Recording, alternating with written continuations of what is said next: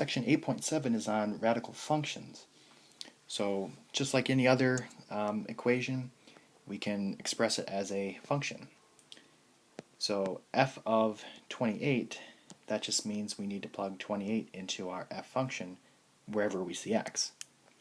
So this will be square root of 28 minus 3, which will be square root of 25, which is just 5.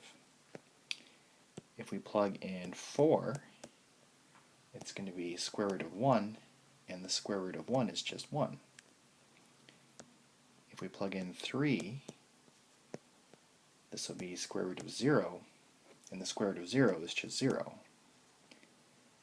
And then lastly, if we plug in negative 1, negative 1 minus 3, this will be negative 4, and we can't take the square root of a negative number. So this is not real, or you could put no solution. So just like any other function, we're just plugging in numbers in for x.